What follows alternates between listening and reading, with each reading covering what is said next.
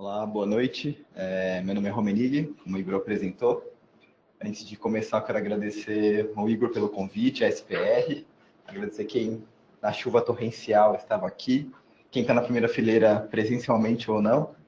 E o intuito aqui é a gente falar um pouco de Big Data, falar um pouco de dados na aplicação na área da saúde. A gente vai dar um contexto geral do mundo de dados e analytics. Eu trago um pouco, trouxe 2 cases de saúde aqui para a gente discutir o que a gente tem feito na DASA como medicina diagnóstica. Eu trouxe um case de RDI, mas não falando de aplicação de AI em imagem, mas um case de muito mais de eficiência operacional, que eu acho que impacta bastante o dia a dia dos médicos. E eu trouxe outro case que a gente fala de dados clínicos, mas pensando em análises clínicas aqui, muito mais de sangue, tá?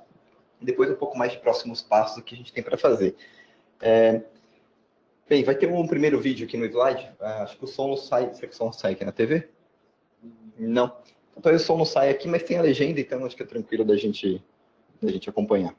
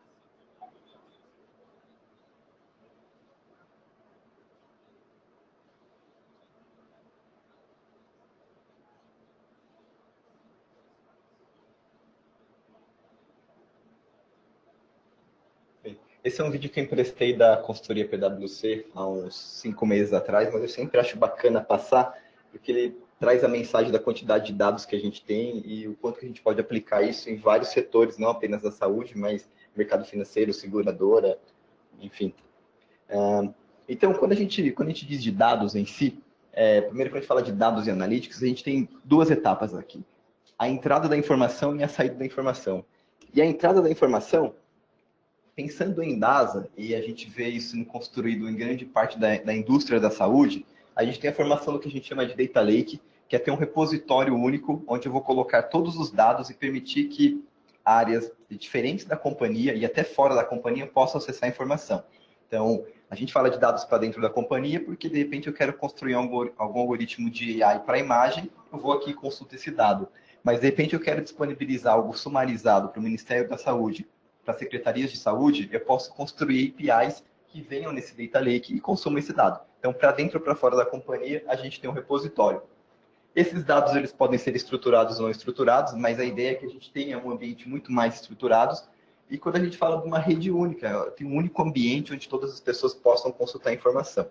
E a saída disso daqui tem uma série de produtos, tá? Mas o que a gente vem trabalhando? A gente vem trabalhando em sites de saúde para a população. Então, eu quero saber como é que tem o comportamento de algum desfecho, alguma doença específica, como isso se lastreia ao longo do Brasil. Eu posso criar modelos preditivos, eu trouxe um exemplo aqui de um modelo deles para eficiência. Posso construir algoritmos de inteligência artificial para imagem. Então, o Felipe Kitamura, não sei, só conhece, mas tem trabalhado com a gente na DASA, na construção desse algoritmo, junto com o CDS lá de Harvard. E a gente tem modelos também de otimização operacional. Tá? Um pouco aqui de insights populacional eu vou trazer e modelos preditivos acho que vale para a gente discutir. Então, nessa quarta revolução, dentro da DASA, a gente fala aqui dos modelos preditivos, acho que é o lado da predição. A gente tem automatização de processos para imagem, a gente quer implementar esses algoritmos para que facilitem a vida na decisão. Acho que na parte da radiologia, talvez isso contribua muito mais da gente ter na tela, na hora de um laudo, alguma opinião de máquina, dentro usando a inteligência artificial. E a gente tem um lado aqui, pensando em DASA e a companhia, quando a gente fala do chatbot, que é toda a digitalização da jornada do paciente. Hoje, na medicina diagnóstica, não só na medicina diagnóstica, mas os sistemas eles são muito desintegrados. Então, a gente tem os prontuários eletrônicos do médico, que é um sistema dentro do hospital, dentro da clínica. Quando o paciente ele faz um agendamento de um exame, eu tenho outro sistema. Quando eu vou laudar, eu tenho outro sistema. Então, a gente tem sistemas distintos. E a ideia é que a gente construa aqui um chatbot, um sistema único, onde eu rastreio toda a jornada do paciente. Então, seja isso via WhatsApp, por exemplo. A DASA foi uma das primeiras empresas de saúde a poder utilizar o WhatsApp para tratar da jornada do paciente, seja via outros mecanismos de CRM que tem disponível por aí. Salesforce, por exemplo. Então, quando a gente fala de Deep Learning, pensando na palavra em si, a gente está falando aqui de uma técnica para manipular o dado e obter algum tipo de resposta. E essa resposta ela pode ser uma resposta binária, sim ou não, o paciente tem um problema, não tem um problema. Pode ser uma resposta de 3 dimensões, ele tem um problema, talvez ele tenha um problema, ele não tem um problema. Ou eu posso simplesmente querer fazer algum tipo de agrupamento. Eu quero saber qual é o perfil que identifica um paciente com determinado tipo de desfecho, qual é o perfil que determina outro tipo de paciente. E aqui, quando eu falo da população, no fundo a gente tem uma população que pode ser saudável ou não. Tem algumas pessoas que eu pintei de laranja. A gente pode pensar que esse laranja aqui é um determinado tipo de problema. Qualquer problema que a gente queira resolver nesse sentido. E o objetivo aqui no Deep Learning é a gente poder separar qual que é o público azul, qual que é o público laranja. Parece simples, assim, em termos de ferramental, eu quero segmentar 2 públicos. O problema é se encontrar variáveis para diagnosticar quem que é o azul, quem que é o laranja. E aí eu trouxe um primeiro exemplo, o primeiro case que a gente tratou, pelo menos foi esse que eu tratei quando cheguei na DASA, que era um problema de eficiência que a gente tinha na companhia como um todo. Em qual sentido? O médico cardiologista, seja ele ultrassonografista, seja ele quem vai laudar uma ressonância, a remuneração é feita por laudo ou por exame realizado. Então, se o paciente ele não vai no dia do exame, ele agendou o exame, mas ele não compareceu, eu tenho um no-show e o médico deixa de ganhar. Eu poderia ter agendado um outro paciente naquele horário. Eu não agendo, porque já tinha o horário travado. A empresa em si não ganha, porque aquele paciente não veio. Então, a cadeia inteira, de alguma forma, perde com isso. E qual foi o intuito? Que tipo de variável que a gente pode olhar comportamental, a princípio comportamental do paciente, que possa indicar que esse paciente tem uma alta chance de não comparecer no dia do exame? Então, a gente estudou uma série de variáveis. Eu vou falar a primeira aqui, que é uma das mais fortes, antecedência do agendamento. O paciente que agenda o exame com 30 dias de antecedência tem uma taxa de no-show maior do que aquele que agenda com uma semana de antecedência. Quem agendou antes esqueceu do exame, ou agendou por uma emenda de feriado e nem sabia que era uma emenda de feriado. Então, tem uma série de diagnósticos aqui para cada uma dessas variáveis. Vou pegar uma segunda. O paciente de um plano de saúde, ele tem uma taxa de no-show menor do que o paciente que vai pagar do próprio bolso, que é o particular. Então, a gente estudou uma série de variáveis aqui para determinar a taxa de no-show. A gente trouxe o exemplo aqui de uma delas, que é a faixa etária. Então, dá para a gente ver que pacientes com idade mais avançada têm uma taxa de no-show menor do que o paciente mais jovem. Então, o mais jovem falta mais no exame. Uma outra aqui, o dia de antecedência, foi comentei com vocês. Quem agenda com uma antecedência menor tem uma taxa de no-show menor do que aquele que agenda com mais tempo de antecedência. Então, mas a gente fez isso estudando por uma série de variáveis. Tem outras que não estão nesse modelo aqui agora, mas a gente quer incluir, que é, por exemplo, previsão do tempo. Se tem uma previsão de chover, tem uma chuva forte, enfim, a gente está no cenário de chuvas fortes, pode ser que a taxa de no-show aumente e aumente de uma forma parecida para todo mundo. Ou depende da região em que o paciente mora. Tem outras variáveis a serem estudadas. O comportamento passado, será que esse paciente ele é contumaz em termos de dar no-show? Ele já fez outros exames e ele não compareceu? Então, a gente pode fazer isso aqui de uma série de maneiras. E aí, a primeira delas que a gente tratou foi utilizando um algoritmo de machine learning de Randall Forest, que é a geração de árvores. Então, o que a gente faz com esse algoritmo aqui? A gente tem uma população inteira, que a gente quer treinar o modelo. A gente gera N amostras, em geral, a partir de 100 o modelo já fica bem estável. Vou tirar amostras dessa população e vou rodar uma árvore de decisão para decidir quais são as variáveis que influenciam em um paciente comparecer ou não comparecer no dia do exame. Eu faço isso para uma amostra, faço isso para uma segunda, para uma terceira, para uma quarta, para N amostras. Se a gente rodar isso via R, ele tem como default 500 árvores, ele gera 500 vezes essa amostra, mas a gente vê que a partir de 100 já fica um modelo bem estável. Então, muitas vezes, por questão computacional, a gente tem que limitar isso a menos árvores geradas, até por memória de máquina. Mas trabalhando na nuvem, a gente não vai ter problema com isso. E assim, sabendo para cada uma dessas amostras, a gente vai olhar qual que foi aquela variável que mais apareceu como decisória. E quais são as faixas de valores que decidem se o paciente vai ou não vai, para esse exemplo que eu estou trazendo aqui. Então, se dias de antecedência é uma variável importante, como apareceu ali, provavelmente ela apareceu em várias dessas amostras. Então, dias de antecedência é uma variável importante. Ele faz isso várias vezes. Com isso, quando chega um novo paciente, eu olho aquelas variáveis do slide anterior, aquelas que entraram no modelo, e tomo uma decisão. Esse paciente ele vai comparecer ou não vai comparecer no dia do exame? Com isso, o que a gente tem? Antes de entrar aqui no que a gente tem, para esses pacientes que estão marcados como azul, que eu disse que ele vai comparecer no dia do exame, a gente ainda fez uma segunda modelagem. A gente rodou um segundo modelo, que foi o modelo de regressão logística, que é um modelo mais, não vou chamar arcaico assim, mas é muito mais fácil de interpretar, porque você tem parâmetros alfas e betas aqui que podem indicar qual que é o... Acho que no Mac aqui que desconfigura um pouco. Pode indicar qual que é o peso de cada uma das variáveis, e nisso a gente vai atribuir probabilidades do paciente não ir. Aqui eu estou dizendo ele vai ou não vai. Separei aqui. Quem o modelo disse que não vai, eu vou assumir que é verdade. Para aquele que o paciente disse que é que vai, eu ainda quero saber qual que é a probabilidade dele não vir. Então a gente faz uma segunda modelagem. No exemplo que eu trouxe aqui, imagina que a idade seja um primeiro cluster. E esse cluster 1 de idade aqui seja o paciente de 0 a 20 anos. Dentro desse cluster, eu ainda consigo quebrar em dois. Qual que é a unidade que ele está indo? É uma unidade na Zona Leste e uma unidade na Zona Sul. Dentro da unidade, eu posso quebrar qualquer especialidade. Ele está fazendo uma tomografia, ele está fazendo um eco, está fazendo uma ressonância. Então, tudo isso tem um sentido. E eu posso ter probabilidades diferentes para cada uma dessas caselas. Aqui eu dei um exemplo de 3 variáveis, mas na hora que a gente treina o modelo, a gente pode fazer isso para 10, 20, 30 variáveis. A diferença de lá para cá é que aqui eu não interpreto parâmetros. Eu não sei qual que é a força que cada variável tem dentro do modelo. A força no sentido qual que é o sinal dela. Aqui eu interpreto. Aqui eu consigo dizer claramente que o paciente mais jovem tem um no-show maior. O paciente mais velho tem um no-show menor.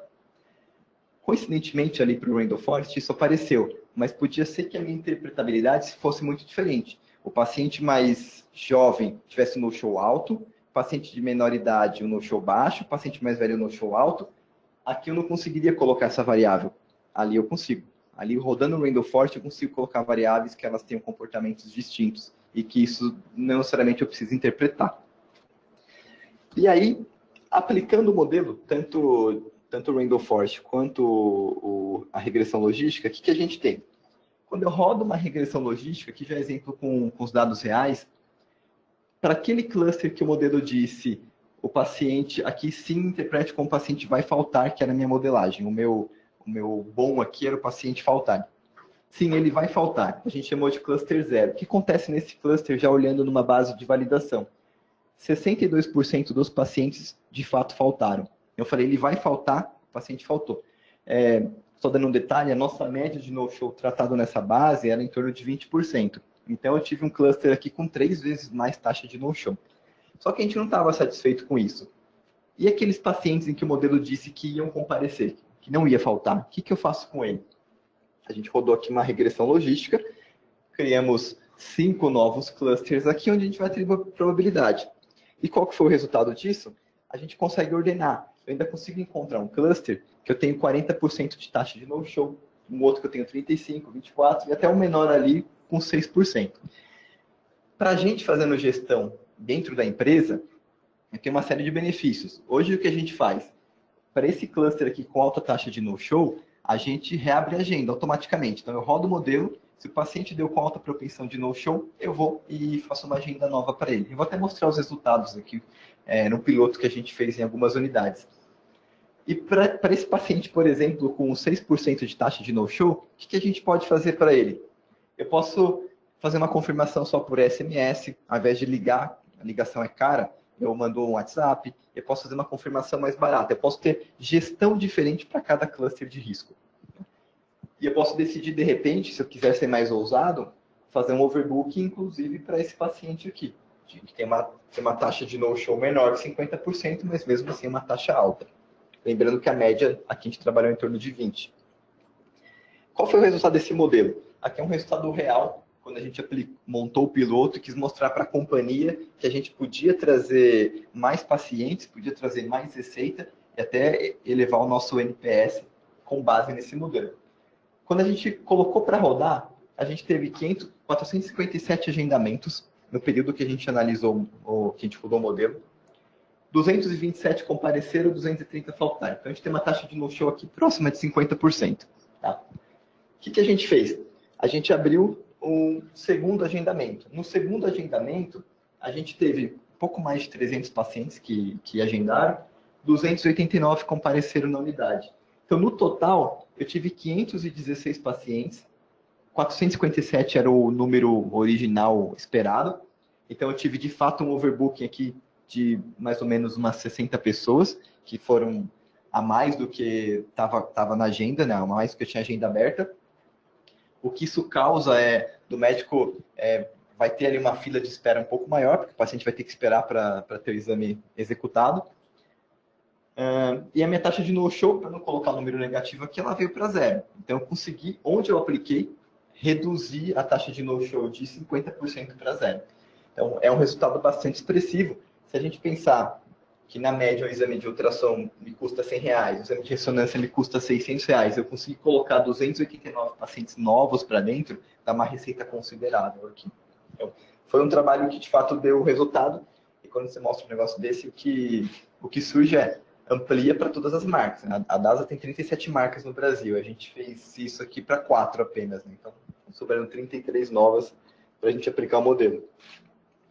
Então, esse foi um exemplo de utilização de algoritmos, pensando em analytics e modelagem, e aqui trazendo um pouco mais de eficiência dentro do que a gente fez para a radiologia, né, para os médicos radiologistas. Um segundo trabalho que a gente tem desenvolvido é quando a gente estuda doença crônica, e aqui a gente está falando de duas delas, né, uma primeira tratando diabetes e uma segunda pensando na doença renal. Por que a gente tratou essas duas? Diabetes por ter uma incidência maior, e a doença renal por ser uma das doenças com maior custo para a saúde. Então, a gente queria olhar o comportamento desses pacientes dentro da DASA. O que a gente fez de trabalho? A gente olhou pacientes que fizeram exames nesse período aqui, infiltração glomerular, então me corrijam os médicos se estiver errado, para medir a doença renal. A gente teve 2,8 milhões de pacientes nesse cenário. E para aqueles que fizeram exames de glicose, que daria um primeiro indício de diabetes ou pré-diabetes, a gente tem 4,9 milhões de pacientes. Tem uma intersecção aqui de 2 milhões e 600 que fizeram os dois exames nesse período. O que a gente tem de resultado quando a gente olha a tabela da esquerda? No meu caso da esquerda, né? Vocês da direita aqui. Eu somo 100 na coluna. O que a gente vê? O paciente classificado como normal na glicemia, ele tem uma taxa de doença renal de 4,8. O paciente considerado aqui, vou chamar glicemia acima de 126, que poderia ser um diabético, eu tenho uma taxa de doença renal de 17%. Ou seja, eu tenho 3,5 vezes mais chance de ter uma doença renal no paciente, vou chamar aqui de diabético, versus um paciente não diabético. Por que isso é importante? Porque a gente pode começar a pensar em tratamento preventivo para esse paciente. Eu não quero deixar o paciente que está marcado aqui como chama pré-diabético, tá? Eu não quero deixá-lo evoluir para um diabético. Eu quero tratá-lo o quanto antes. Isso é legal, pensando na saúde do paciente, de fazer um tratamento preventivo. É legal para operadora de saúde, por exemplo, se o paciente tiver uma operadora de saúde, porque você reduz um gasto futuro. E para a gente, como DASA, vira um novo produto, porque eu consigo identificar esses pacientes e eu fazer um tratamento para ele. A gente não pode passar qual doença ou qual desfecho um paciente teve para a operadora. Então, todo esse trabalho tem que ser feito internamente. A gente tem que trabalhar com o CRM ou informações dentro da própria DASA para cuidar da vida desse paciente. Então, esse aqui é um tipo de trabalho que nos dá um insight. Olha, tem informação aqui para tratar cada um deles. Aqui só na quantidade de pacientes que a gente viu aqui, que teve os dois tipos de alteração. Tá? E aí, o que a gente olhou? A gente começou a investigar um pouco mais, pensando em analytics, qual que é a quantidade de exames média anual, pensando em 2 anos aqui, que cada cluster, cada casela aqui dos pacientes, eles executam. O paciente que está marcado como vou marcar as duas doenças aqui, como uma doente renal, uma glicemia acima de 126, na média faz 21 exames por ano. Um paciente normal faz 14. O que de fato nos leva a pensar, será que esse paciente aqui deveria fazer essa quantidade de exames, já que ele é normal? Será que ao longo, se ele fez em um ano 14 exames, no ano seguinte, uma vez que é normal, tem que fazer mais 14 exames, deveria fazer menos? E esse paciente aqui deveria fazer mais para se cuidar? Então, no fundo, o que a gente vê é, eu tenho uma ordenação da quantidade de exames. O Emerson Gasparetto, que é nosso vice-presidente médico, ele tem defendido muito que a gente faça o máximo de exames que a gente puder fazer para aqueles pacientes que de fato necessitam. E aqueles pacientes que estão normais, a gente conseguir reduzir essa quantidade de exames. Eu vou dar um exemplo aqui do que a gente vê. No mesmo pedido médico, o TSH e o T4 sendo pedido ao mesmo tempo. Eu não sou endócrino, então, mas a gente vê o clínico pedindo os dois exames. E muitas vezes não são necessários. Ele pode pedir um primeiro e depois pedir um segundo. Ou a gente fazer um combinado nos nossos próprios sistemas se ele pedir um TSH e deu, eu não sei qual é a ordem que se pede, tá? Mas se ele pedir um TSH e deu alterado, aí automaticamente eu faço um T4, ao invés de gerar um custo de dois exames ao mesmo tempo. Então, tem formas de trabalhar aqui da gente otimizar a cadeia como um todo e reduzir o custo. O Pedro tem pregado bastante isso nas discussões que a gente faz de analytics, a saúde é muito cara dentro do Brasil. Se a gente conseguir reduzir, de alguma forma, o custo da saúde, para que mais pessoas tenham acesso a plano de saúde e, consequentemente, um serviço de melhor qualidade indo para o sistema privado, o paciente ganha indo para o sistema privado e a gente desafoga um pouco o SUS. Claro que é um pouco utópico quando a gente pensa isso na população inteira e a gente acha que não dá para mudar isso em 2, 3 anos, mas a longo prazo a gente consegue fazer. Se pensar que a gente está na maior empresa de medicina diagnóstica, dá para mudar o cenário. Se a gente fosse uma empresa muito menor, isso acho que seria muito mais utópico, mas na cadeia como a gente está hoje, a gente acha que consegue mudar, pelo menos no segmento que a gente atua. Então, nesse exemplo aqui, a gente mostrou que o paciente, nas duas condições, faz 50% mais exames do que um paciente normal, e a gente foi olhar também a taxa de internação. Só pegar essa última linha aqui praticamente a gente não tem dado, tá? Por isso que ele dá uma inversão. A gente cruzou esses dados, então, do paciente que ele fez o exame de glicemia, fez a infiltração glomerular, também com dados da rede INPA, Hospital 9 de Julho, Santa Paula, Hospital Brasília, que são hospitais da DNA, então estão no mesmo grupo ali da DASA, e a gente foi medir a taxa de internação, e a gente vê que o paciente aqui que tem a glicemia acima de 126 e é um doente renal, tem uma taxa de internação muito maior do que aquele paciente normal. Ou seja, podemos atuar muito nesse, vou chamar aqui no pré-diabético, para não deixar ele evoluir e ter uma taxa de internação maior. Se ele caiu na internação no PS, meu custo de saúde já foi muito mais elevado. Eu, como DASA, não pago essa conta, eu não tenho uma responsabilidade de, se ele for internado, esse custo não é meu, mas ele é um custo da operadora. E a gente quer tratar o paciente para o custo inteiro da cadeia reduzir e tornar um plano de saúde muito mais acessível. E aqui a gente fez um trabalho de análise evolutiva, Igor, você me corrige aí, fica atento no tempo, tá? A gente fez um trabalho de análise evolutiva, a gente mediu a quantidade de pacientes que fizeram exames em 2014, 2015 e fizeram os dois exames, nesses 2 anos aqui. A gente tem uma distribuição, os números aqui não importam tanto, tá? Mas para mostrar como está distribuído em cada uma das caselas. O que a gente fez? A gente pegou essa casela do meio, eu vou chamar essa casela do meio de incógnita, o paciente ele pode ser um pré-diabético e ele pode ter uma alteração renal leve dentro dos parâmetros ali que definem a doença renal. A gente chamou, se ele migrasse para qualquer uma dessas caselas aqui, que ele melhorou, se ele migrou para qualquer uma na diagonal ou para baixo, que ele piorou, por um conceito só de definição, e se ele continuasse na mesma casela, a gente disse que ele está na mesma condição. E a gente vê que 24% dos pacientes, eles pioram quando a gente olha em 2017, 2018. A gente olhou os mesmos pacientes que fizeram exames 3, 4 anos depois. O que aconteceu com eles? Uma parte melhorou, veio para cá, uma outra parte ficou na mesma condição, mas a gente tem 25% de piora, que de fato a gente pode tratar de algum jeito. Quando a gente olha esses pacientes que pioram, um dos primeiros fatores aqui, que eu vou mostrar, é a questão da idade. Homens de 25 a 40 anos. Orei em 2014, 2015, e depois orei em 2017, 2018. A minha taxa de pior é muito menor, é de 11%. Quando eu comparo mulheres acima de 65 anos. A taxa de piora foi de 33%, então 3 vezes uma piora maior. Podia dizer que o gênero faz diferença, se é homem ou se é mulher, ou a idade faz diferença. A gente já viu que a prevalência de piora comparando o sexo, ela não é tão relevante, mas a idade sim é muito relevante. Pode ser uma das variáveis a serem estudadas.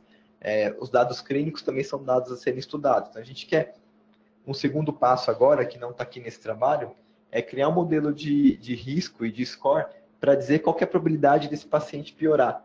Eu posso dar essa informação no laudo.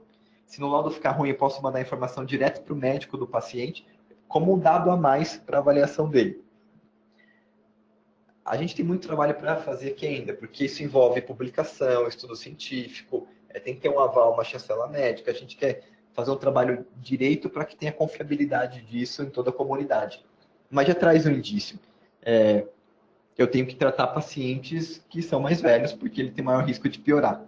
Outro ponto que é interessante aqui, que a gente acha que funciona no tratamento, acho que não está aqui no material, não está aqui nesse material, mas eu quero comentar com vocês, tem um grupo chamado Santa Celina, é uma ACO, uma Account Organization, Care Organization, é da família Bueno também, e a gente tem trabalhado junto para fazer cuidados da vida dos pacientes. A Santa Celina, ela basicamente cuida de vidas de pacientes mais velhos, pacientes idosos, a média de idade é de 71 anos dentro do grupo. Uma das parcerias que a Santa Celina tem é com a Sul América, operadora de saúde. O que a gente viu? Se a gente olhasse pacientes de 71 anos da Santa Celina e pacientes de 71 anos que fizeram exames em geral aqui de infiltração glomerular, a prevalência de infiltração, a prevalência de doença renal dos pacientes acima de 65 anos da nossa carteira aqui da ASA é em torno de 30%. 25%, desculpa. Na Santa Celina, esse número é de 18%. Ou seja, esse trabalho de cuidado da saúde de idoso que a Santa Celina tem feito, aparentemente impacta numa prevalência menor de doença renal. A gente pode cuidar da vida do paciente. Acho que a gente tem um trabalho forte aqui de não apenas estudar essas duas comorbidades, mas expandir isso para uma série de outras. Bem, esses são os dois cases que eu trouxe aqui, e aí entra uma parte um pouco mais burocrática, mas acho que vale trazer aqui. E qual que é meu papel, o papel do Igor, o nosso papel aqui na comunidade, onde eu estudo a questão de dados, tá? A gente acredita que as melhores decisões elas são tomadas quando a gente pauta em informação. Seja informação dado número, seja informação alguma coisa que a gente publicou e que a gente sabe que tem alta probabilidade de acontecer. E pregando isso, voltando aqui naquele primeiro slide de dados e analytics, a gente tem uma série de demandas internas e do mercado que eu quero mais desses relatórios, eu quero saber mais dessas informações, quero saber quem são esses pacientes. Tem tudo uma questão de análise de dados. Olha esses dados e identifica. Será que o perfil lipídico ele pode ter algum impacto na doença, em alguma comorbidade futura? Temos que estudar. Será que, de repente, ele ter feito uma ressonância cardíaca lá no passado, dependendo do resultado da ressonância, pode impactar um problema futuro? Tem uma série de estudos para a gente fazer. E tratar todos os problemas de números que a gente vê. Tem muita divulgação de números, a gente vê isso dentro da DASA, fora da DASA, mas muitas vezes não são pautados em alguma análise mais precisa. E o desafio disso é engajar o board. Então, a gente tem que fazer, pensando no lado corporativo, os nossos diretores e VPs serem comprados com isso, e acho que essa etapa a gente superou. Tá? A gente criou um grupo, o Igor faz parte dele, que a gente chama de DASA Inova, é um laboratório de inteligência artificial dentro da NASA. A gente deve lançar o espaço físico aí nas próximas 2 semanas, aqui em Pinheiros. Fazer todo um aculturamento de dados. A companhia inteira não é orientada a dados, o que a gente quer fazer é que ela seja orientada, que tome decisão pautada em informação. A transformação dessa área em uma unidade de negócio, aqui uma business unit, e aí a formação desse grupo da Zinova vem nessa linha, está nesse caminho da gente ter uma unidade que fique, de certa forma, apartada da DASA, tenha metas diferentes, mas pense em cuidados com o paciente. A nossa meta não é receita. Ganhar dinheiro pode ser o final da conta, mas a gente quer tratar a vida do paciente pensando em formas de inovar e fornecer para toda a comunidade ferramentas diferenciadas. E no último aqui, eu já tinha até citado, né, antecipando, a gente formou esse grupo aqui que a gente chamou de DASA Inova. E aí, nesses desafios de todos os pedidos que a gente tem uma frase aqui do em Forte que eu acho legal, o Thiago Júlio já comentou algumas vezes. Muitas vezes as pessoas não sabem o que elas querem quando ela olha dado. Eu quero informação porque eu quero informação, mas não sabe o que extrair delas. E eu acho que isso aqui exemplifica bem, né? Porque se a gente for perguntasse para as pessoas lá no passado, antes da invenção do carro, o que elas queriam, elas iam falar que queriam cavalos mais rápidos, porque elas não conheciam o carro em si, né? E o que a gente vê dentro da companhia é muito isso. Eu quero informação, mas por que eu quero a informação? Não sabe onde quer chegar. E o nosso papel é direcionar o que eu posso criar de informação. Esse lado de inovar, de trazer ferramentais diferentes, de ver o que está acontecendo aí fora, pensar nos nossos problemas de hoje. E aí eu repito uma frase que eu ouvi, que virou uma cultura minha, sei lá, uns 2, 3 anos atrás, é acordar todos os dias pensando como é que eu quebro o meu negócio. O que pode acontecer de diferente que pode quebrar meu negócio, eu perder meu emprego amanhã, porque eu quero trabalhar para não evitar isso acontecer, mas se for uma revolução, eu quero estar junto com essa revolução, eu quero fazer diferente, eu quero atuar para melhorar, no caso agora, melhorar a vida das pessoas de uma série de formas. Tem um exemplo que eu dou, e aí você me corrige na data, né? Mas o teste de gravidez deve ter, esse de farmácia deve ter uns 20, 25 anos que existe. Mas antes, para a mulher saber que ela estava grávida, ela ia numa clínica, tirava o sangue, fazia lá beta-HCG e via o número lá, não sei quanto que é o valor para ser positivo ou não. E hoje, ela vai na farmácia e compra um teste, sei lá, compra o teste na farmácia. E ela verifica se é positivo ou não. Isso aconteceu também com os aparelhos de glicemia. Então, agora você controla só diabetes furando o dedo. Tem todas aquelas bombas de insulina que as pessoas já colocam lá como se fosse um catéter e tal. Isso a gente acha que vai acontecer com uma série de outros exames. Então, a gente tem que se adaptar para que tipo de serviço que a gente pode fornecer para as pessoas, para os nossos pacientes, que de fato agreguem valor. Fazer exames é um mecanismo deles, mas eu acho que no futuro, não sabemos se em 5, 10, 20, 50 anos, isso talvez seja commodity. Fazer um trabalho inovador e diferenciado, que tenha valor, é o que de fato a gente quer. Então, foi o que eu trouxe aqui. Acho que tem 2 trabalhos bem interessantes que a gente vem conduzindo. Eu acho que em breve, com o Das Inova todo estruturado, a gente vai ter alguns cases bem legais para serem trazidos aqui, pensando muito mais em inteligência artificial, e aí acho que talvez aqui no foco para a imagem em si. O que a gente tem feito, a gente está guardando um pouco para fazer as validações corretas, de fato, quando a gente trouxer que sejam resultados promissores e que a gente consiga aplicar aí no dia a dia. E eu deixo meus contatos, então, se quiser escrever e-mail, acompanhar no Twitter, mandar WhatsApp, então, à disposição.